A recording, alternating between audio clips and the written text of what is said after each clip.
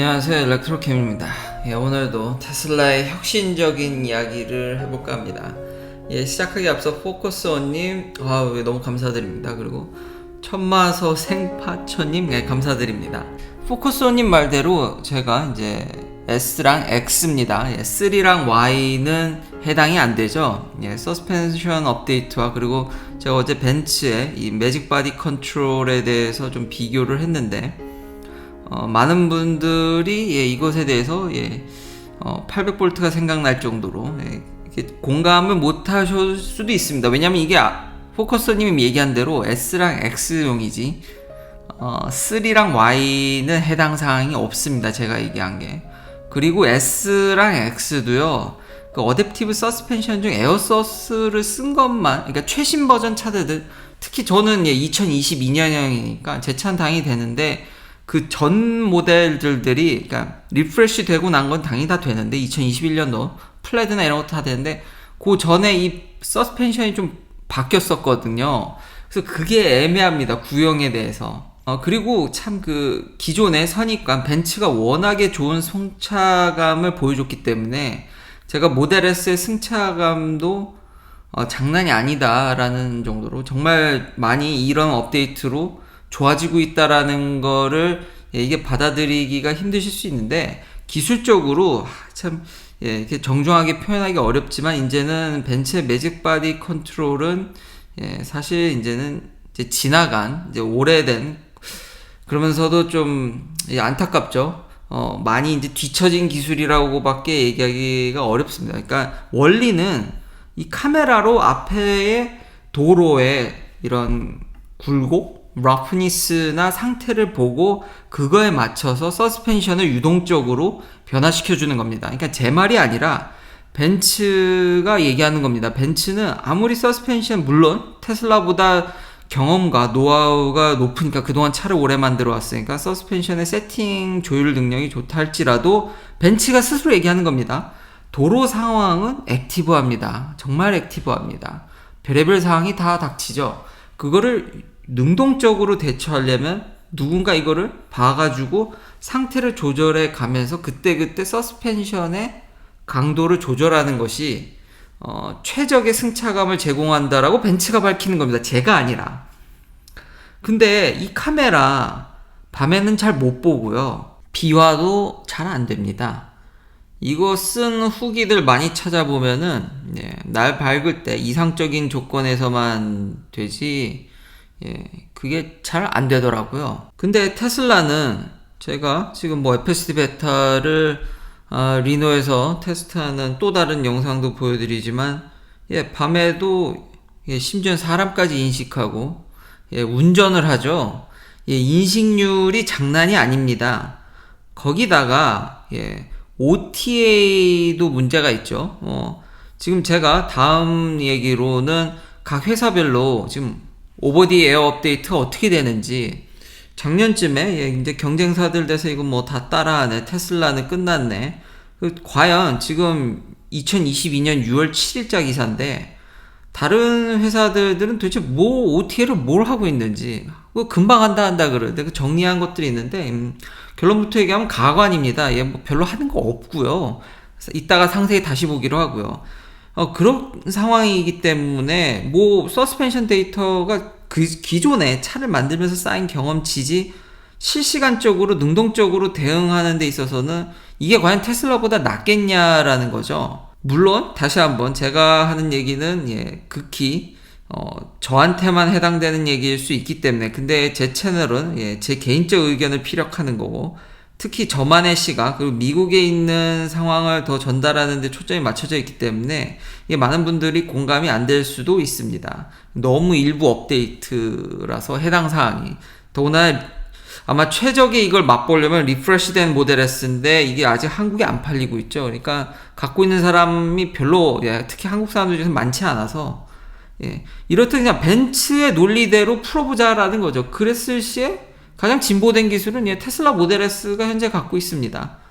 그리고 제가 요즘 이런 생각을 왜 하게 됐냐면은 계속 얘기하는 거지만 센서보다, 물론 센서를 정말 갈고 닦으면 좋겠지만 그런 센서가 없기 때문에 항상 중요한 건 머리가 중요하다 그랬죠. 일론 머스크가 플레드도 그렇고 지금 모델 S의 스피커가 사운드가 진짜 좋다라고 평가를, 자기가 만든 차니까, 자기 회사에서 만든 차니까 좋게 평가할 수밖에 없었겠지만, 근데 대체적인 중론이 저도 사운드도 깜짝깜짝 놀라거든요.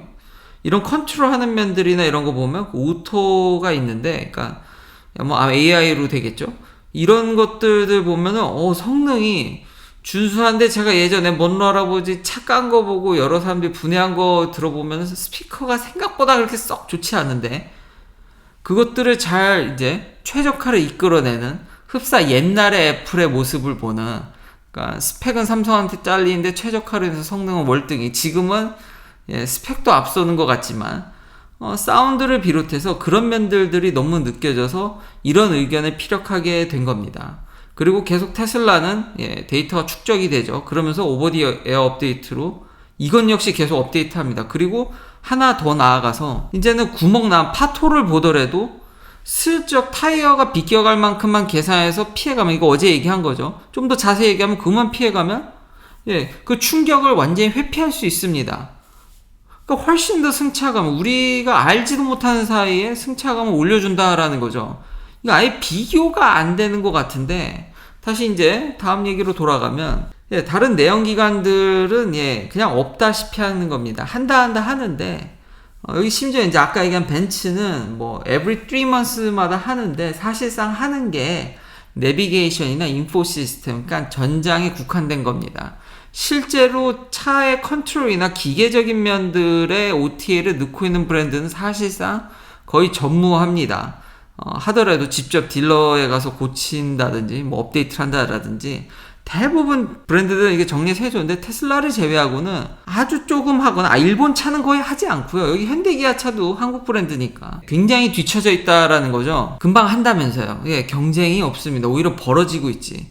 그러니까 이런 것들을 고려했을 때 승차감은, 근데 승차감이라는 것도 굉장히 주관적인 거라서 그 시트라든지 이런 것도 승차감에 영향이 있기 때문에 참 그거를 표현하기가 좀 이게 틀렸을 수도 있습니다. 그렇지만 이제 대체적으로 일반 분들이 이런 거를 승차감으로 그냥 뭉뚱그려서 얘기하다 보니까 저도 마땅히 단어 선택이 그밖에 되지 않아서 이렇게 썼는데, 그러니까 이런 종합적인 면들을 봤을 때 승차감은 틀렸다고 보여지진 않습니다. 근데 주관적인 그 마감이라든지, 마감은 진짜 오래 가지면 가질수록 느끼는 거지만 테슬라 모델 S도 이게 좀 기준에 미달한다고 생각이 됩니다. 이건 좀 쉴드가 안 되는, 모바일 서비스를 몇 번 불렀는데 이것도 잘 모아서 업데이트를 해야 되는데, 그래도 간만에 제가 제 스스로 세차도 하면서 차의 구석구석을 봤는데,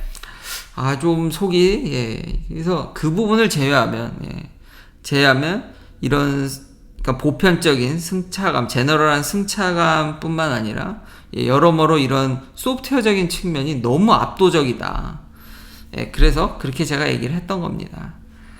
다음은 또 BYD에 대해서 계속 댓글에 BYD 얘기를 계속 하셔서 저는 아까도 처음에 얘기했듯이 미국에 있는 시선을 전달하는 게 좀 더 제가 더 잘할 수 있다 생각을 해서, 중국 브랜드가 기술적인 면들, 저도 소개했던 이 블레이드 배터리, 이건 진짜 잘 만든 것 같은데 이것 때문에 BYD를 제가 소개한 적이 있습니다. 옛날에. 이거 진짜 물건이다. 물론 얼마나 대량 생산을 할지가 좀 관건이긴 한데, BYD가 이런 기사가 있더라고요. 테슬라보다 더 팔았다. 그럴 리가 없죠. 이거는 플러그인 하이브리드나 하이드로젠까지 포함한, 그래서 순수 전기차로는 당연히 테슬라가 1등입니다. 그리고 BYD는 제가 조심스러운 게 이게 중국 한정이라서 다시 한번 얘기하지만, 근데 미래에 어떻게 보냐, 저는 중국 기업이라는 걸 제외하면 그 중국이라는 게 너무 진짜 리스크가 너무 크죠. 중국이란 단어 하나 때문에. 그 외에는 배터리를 이렇게 좋은 배터리를, 진짜 인산철을 이렇게까지 극한으로 끌어다 쓰는 걸 만들 정도면은 배터리 팩에서의 상당한 기술력, 진짜 진정한 셀 투 팩이죠. BYD도. 그렇기 때문에 저는 내연기관 회사들이 진정으로 전기차를 만들고 싶다 그러면 배터리를 스스로 만들어야 된다고 생각을 합니다. 그러지 않으면은 어려울 거라고 생각을 하기 때문에. 그래서 이제 만지작 하죠. 그런 부분이 좀 현대기아 차도 얘기는 나오는 것 같은데, 한국의 대기업들은요 다 한다고 그럽니다. 뭐든지. 근데 미국의 대기업들도 그렇죠. 그러니까 보통 자기가 시장을 리딩하고 있으면은 굉장히 보수적인 접근을 통해서, 그러니까 다 하지만 발만 걸쳐 놓은 거지, 그거를 힘차게 아주 세게 밀어줄 파워가 떨어집니다. 대기업들은 하는 사업도 많기 때문에. 대신 뭐가 터질지 모르기 때문에 조금씩 많이 하는 게 유독 전 세계적으로 완숙히 이제 좀 성장한 대기업들의 모습인데, 물론 테슬라는 엄청 커졌음에도 불구하고 장난이 아니죠. 한국 기업들은 더더욱이 특히 더 그런 것 같습니다. 그래서 하는 것 같긴 한데 그렇게 세게 밀고 있는 것 같지 않다. 물론 이제 한국 내에 배터리에 좋은 기업들이 있기 때문에 뭐 서로의 그런 밥그릇 문제도 있겠지만, 그런 행보는 좋아 보이진 않는다. 그래서 BYD가 중국이라는 것만 제외하면은 전 중국 기업들, 배터리를 직접 생산하는 기업들은 특히나 밝게 봅니다. 세 번째로는 그 마감 때문에 또 이 out of spec 모터링이라는 또 유명한 또 유튜버 분이 리비안의 페인트 퀄리티를 이제 비교하는 이제 전문가한테 의뢰해서, 그리고 인상 깊게 봤던 거는 랩핑이나 뭐 도색 이런 걸 하시는 분인 것 같은데, 장애가 있으신 분인데도 정말 세밀하게 작업하는, 그러니까 한쪽 손이 없으신데도 이런 것들을 잘 하시는 걸 보면서 정말 대단하다는 생각이 들어서 더 이렇게 빠져들면서 봤는데, 여기서는 테슬라를 의식해서인지 이게 그때 비교군 자체가 이미 테슬라 플레드, 리비안 R1T 트럭, 픽업 트럭이죠. 그리고 혼다 시빅입니다. 이미 비교 자체가 혼다 시빅이랑 비교한다는 게 뭐 많이 나아졌다고 평가를 합니다. 테슬라 모델 3도 본인도 이게 비교를 해주는데, 3든 뭐 Y든 예전에 비해서 플레드도 페인트나 이런 마감이 필 앤 피니시가 정말 좋아졌다고 그러는데, 저는 솔직히 그거는 저는 동의를 못 하겠더라고요. 그거는 저도 별 수 없는 한국인인 건가요? 그 부분은 동의가 안 되더라고요. 근데 리비아는 더 심하더라고요. 이분이 이제 하는 게 페인트의 두께를 이제 센서로 재는데, 균일도가 시빅에 비하면은 시빅은 정말 그러니까 내연기관들이 정말 그 오랜 시간 동안 노하우가, 그것도 무시 못 하겠구나, 엄청 축적돼서 대충 칠하는 것 같아도 참 균일하고 깔끔하게. 리비아는 들쑥날쑥입니다. 근데 뭐 그렇다고 해서 이분도 마지막에 코멘트를 하지만 뭐 안전상에 그렇게 큰 영향이 있는 건 아닌 것 같고, 그리고 이 R1T 리비안 픽업 트럭을 갖자마자 이제 아무래도 좀 harsh하게 이것저것 자연을 즐기면서 돌아다니신 것도 영향이 있는 듯 약간 쉴드를 치지만, 역시 퀄리티 높게 양산하는 거는 상당한 노하우와 아직 기술이 필요하다는 점도 저도 충분히 인지하고 있습니다만, 다시 돌아와서 매직 바디 컨트롤은 결국 뭐가 일어나는지, 일어나는 이 카메라가 중요한데 업데이트도 안 돼. 데이터 축적을 하는 건지 마는 건지, 비 오거나 밤이면 작동도 안 해. 근데 테슬라는 물론 너무 악쳐놓으면 FS 베타 안 됩니다. 그래도 웬만큼 하거든요. 당연히 그런 관점에서 훨씬 낫다라는 거는 부정할 수 없는 사실인 것 같고요. 다음은 먼로 할아버지가 4680을 깠습니다. 이렇게 빨리 깔 줄은 몰랐는데요. 이거 별로 풀리지도 않았는데 생각보다 이걸 구해가지고 이걸 분해해버리셨더라고요. 물론 이제 일반 고객한테 이제 막 확장하고 있지만, 조금 더의 시간이 걸리지 않을까, 약간 더, 그래도 며칠? 한두 달은 걸리지 않는데 이렇게 빨리 깔 줄이야. 물론 예고를 하긴 하셨습니다만, 근데 정말 제일 충격적인 건 인트로가 이걸 다 했더라고요. 이분 영상 보면은 정말로 스트럭처 배터리를 그냥 밑에서 쑥 잡아 뺍니다. 배터리 수압하는 줄 알았어요. 그냥 쭉 잡아 빼니까 의자랑 이거 시트랑 이거 다 같이 딸려 나오죠. 그냥 한 방에 딱. 이런 혁신. 아니 그러면 앞뒤 그냥 다 다이캐스트로 찍어내고 붙이고, 위도 다 다이캐스트로 찍어내서 그냥 밑에서 쭉 와가지고 시트 다 붙여놓은 다음에 배터리 팩이랑 붙여서 그냥 위에 한 번에 올려버리면 게임 끝입니다. 이런 혁신 지금 어느 전기차 회사보다도 마진은 정말 엄청 남겨먹겠네요. 이런 식으로 만드는 거는 정말 전 세계 유일무이합니다. 이런 생산 공정을 하기 때문에 참 이게 테슬라의 매력이고, 그리고 제가 다시 한번 배터리를 그래서 직접 만들어야 되는 게, 지금 테슬라는 배터리를 직접 만드는 것뿐만 아니라 이런 생산 혁신까지 이뤄내는데, 과연 배터리를 받아다가 해가지고는 이게 이윤도 안 남고, 전 굉장히 그래서 어렵게 다시 한번, 그게 쉽지 않다. 그래서 BYD를 그래서 좋게 보는 이유는 다시 강조하지만 중국이란 점 빼고는, 그리고 무게도 웬만한 전기차 배터리의 절반 수준입니다. 그러니까 얼마나 감량을 한 겁니까? 자동차의 역사는 무게를 감량하는 겁니다. 그런 기본적인 물리 법칙을 무시하고는, 중요하죠. 물리 법칙. 저도 잘 압니다. 자동차 역사는 무게를 감량하는 거기 때문에 그걸 무시하고 어떻게 튜닝하고 뭐가 잘 된다. 그거는 자동차의 근간, 물론 고급스럽게 만들고 다른 걸로 어필을 하고, 그리고 소비자 취향은 다양하기 때문에 그걸 모르는 건 아니지만, 그래도 기본 트렌드는 이렇게 해야지, 꼭 이걸 해야지 살아남는 건 아니지만, 이걸 하는 브랜드들은 거의 대부분 잘 살아남더라. 대량 생산하면서 원가 절감하면서 무게까지 줄인 브랜드들은 잘 살아남더라라는 교훈을 봤을 때 진짜 대단하다라는 거죠. 깜짝 놀랐습니다. 마지막은 일론 머스크 트윗입니다. 일론 머스크 트윗 보니까 또 재미난 기술적인 얘기를 좀 했더라고요. 땅을 얼마나 쓰냐는 겁니다. 전기를 생산하는 데 있어서. 근데 여기 카운트한 팩터들을 보니까 생각보다 정말 브로드하게 얘기를 했더라고요. 재미났던 게 보면은, 그러니까 솔라 패널도 PV죠. 솔라 포토볼테이크도 이렇게 보면은 그라운드에다가 그냥 땅에다가 그냥 심는 거 그냥 깔아놓은 거랑 루프탑을 비교한 겁니다. 그러니까 루프탑은 이미 집 위에다 건설하기 때문에 그만큼 땅을 덜 쓰죠. 그래서 이렇게 차이가 나는 겁니다. 근데 여기 자세한 이런 파인 프린트를 보면은 얘들이 뭐까지 카운트 했냐면은 이런 솔라 포토볼테이크를, 그러니까 태양광 패널을 만들기 위해서 자원을 캐야 되는데, 그 캐는 자원에 마이닝하는 땅도 생각을 한 겁니다. 정말 신기하더라고요. 당연히 석탄 발전이 대체적으로 안 좋고요. 근데 이거 이 미니멈하고 맥시멈이 이렇게 커서는, 그리고 재밌었던 건 컨센트레이팅 솔라, 이거 미러로 하는 거죠. 미러로 태양빛을 모아서 열을 올려서 몰튼 솔트, 솔트를 녹여서 에너지를 저장하는 방식, 물을 데울 수도 있지만 그건 이제 초기 방식이고, 이거 네바다 갔을 때 봤어가지고 인상 깊게 봤었거든요. 근데 이게 생각보다 땅을 많이 쓰더라. 그리고 하이드로 파워가 굉장히 적게 쓴다라는 점, 그리고 포토볼테이크 중에서 카드뮴을 쓰는 것은 거의 굉장히 적게 쓰는 점. 이유가 아마 제가 이거 루프탑에서입니다. 그러니까 지상에 꽂아놓은 게 아니라 그냥 카드뮴이 징크가 아연을 재련하는데 카드뮴을 몇 군데에서 꼭 쓰더라고요. 그거를 쓰고 이제 남은 부산물로도 이걸 할 수 있는 방식이 있어서 아마 마이닝을 덜 하지 않았나. 근데 완전 제로가 아닌 이유는 그래도 일부 머티리얼들은 여전히 땅에 캐가지고 하는 거기 때문에 그 정도로 좀 브로드한 컨셉으로 잡았다라고 생각을 하시면 될 것 같고요. 근데 핵발전소가 뉴클리어 파워가 제일 적더라. 물론 이거 아마 폐기물이나 이런 것도 고려를 했을 겁니다. 그리고 두 번째가 가스 플랜트입니다. 내추럴 가스.